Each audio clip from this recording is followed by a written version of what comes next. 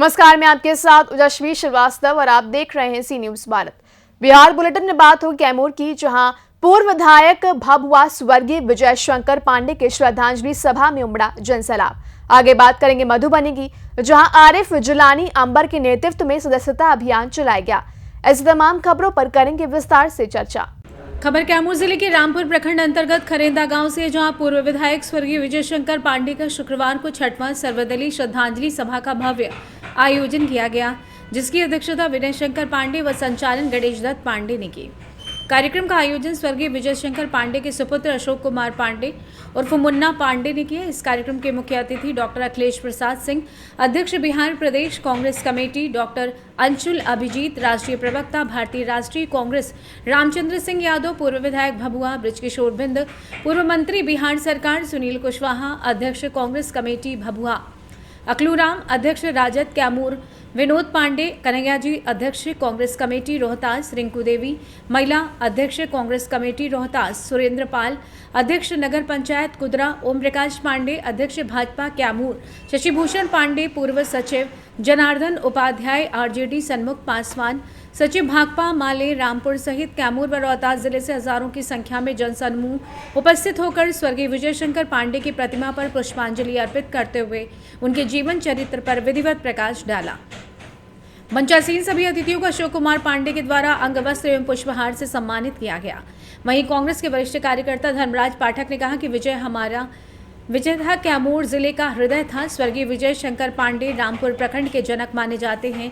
उन्हीं के कार्यकाल में कैमूर जिले की स्थापना हुई और रामपुर प्रखंड को खड़ा करने में उनकी अहम भूमिका रही। कैमूर से सी न्यूज संवाददाता राम प्रवेश तिवारी की रिपोर्ट।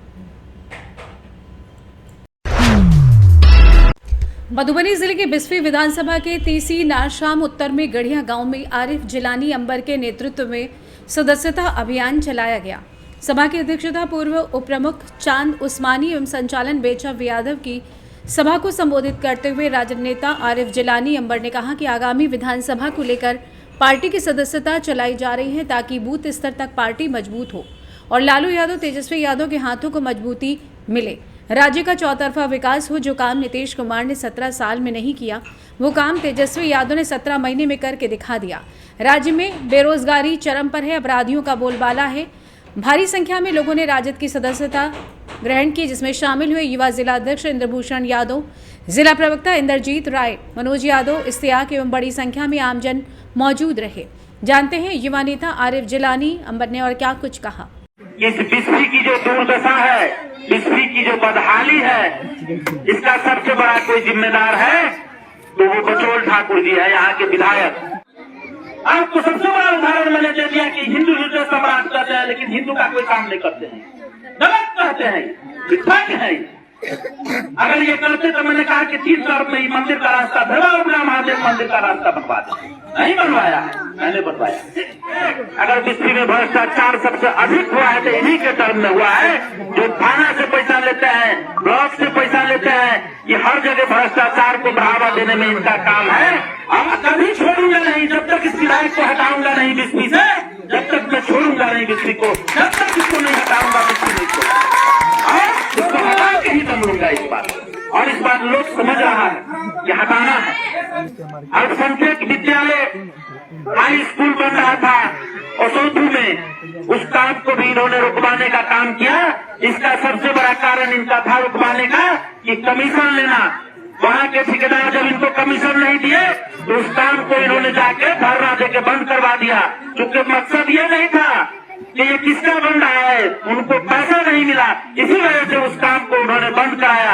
क्योंकि अल्पसंख्यक अंत में हमारे बिस्फी में भाई सब आते हैं, वहाँ पर सब अति पिछड़ा समाज के भाई आ जाते हैं। इस बिस्फी में किसकी आबादी है, सब आते हैं, उसमें सबका बच्चा पढ़ेगा, सबका बच्चा आगे बढ़ेगा।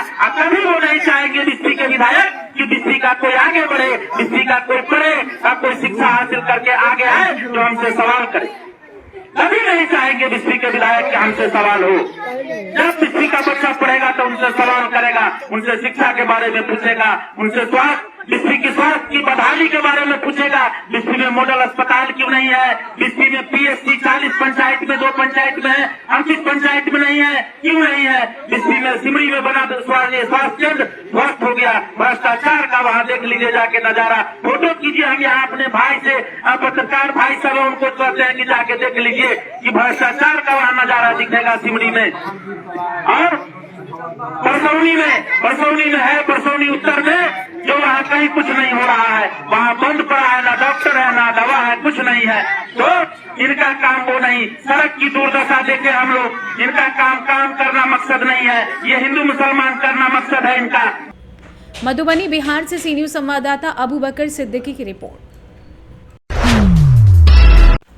समस्तीपुर जिला अंतर्गत उजियारपुर प्रखंड के अंगार पंचायत की हिडुली वार्ड 14 स्थित सदगुरु कबीर आश्रम के परिसर में सत्संग का आयोजन किया गया।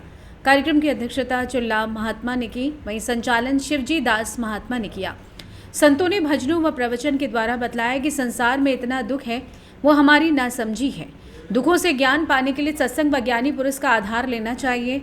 बिना गुरु के सम्यक दुखों से निवृत्ति असंभव है। हमारे समाज में आज भी सदगुरु कबीर के विचार हमारे सर्वांगीण विकास हेतु अत्यंत आवश्यक है, जिसे हम सत्संग से प्राप्त कर मानव जीवन के लक्ष्य को प्राप्त करने में मदद मिलती है। मौके पर हरे राम साहब, उमेश साहब, व्यास जी, बालेश्वर साहब, अवध साहब, विशेश्वर साहब, राम प्रवेश मुखिया, अशरफी, रामलाल साहब, रामचंद्र साहब सहित कई गांव व पंचायत में आए सैकड़ों महात्मा मौजूद थे। आज के कार्यक्रम के बारे में बताएं।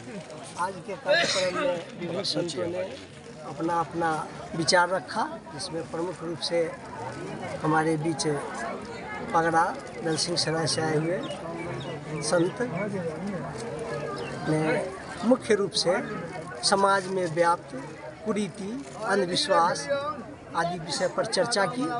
साथ ही सदगुरु कबीर इस धराधाम पर आए, उन्होंने मानव मात्र को भाईचारा, जीव दया, अंधविश्वास, पाखंड से मुक्ति आदि का संदेश दिया।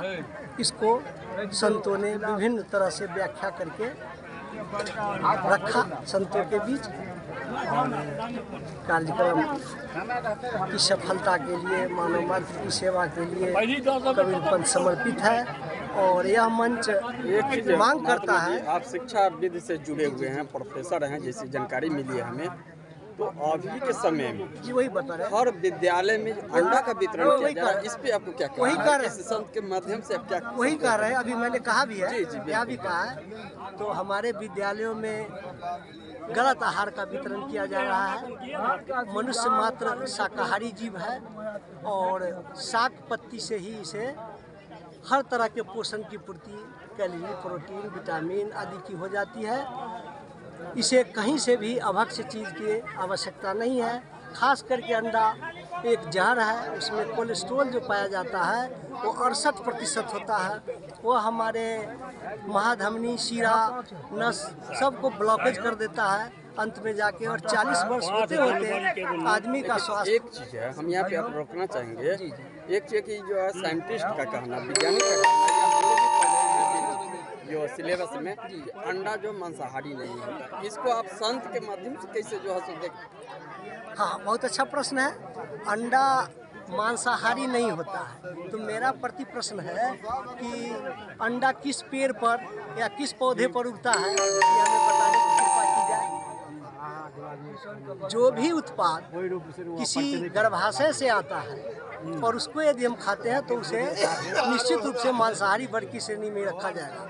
शाकाहार में वो आता है जो पत्ते में, पेड़ पौधे से आता है, पत्ते में पोषण होता है और मानव को पालक से, अन्य सागों से जितना पोषण, प्रोटीन, विटामिन चाहिए सब उपलब्ध हो जाता है। जैसे हाथी है, घोड़ा है, कभी उसे अंडा खाने की आवश्यकता नहीं होती, लेकिन संसार का, धरती पर का सबसे बलिष्ठ प्राणी और शक्तिशाली प्राणी है, उसे कहाँ अंडे की आवश्यकता होती है। नाम क्या हो गया आपका? बसंत कुमार साहब, बसंत साहब लिखे। समस्तीपुर से सी न्यूज संवाददाता प्रवीण प्रकाश की रिपोर्ट।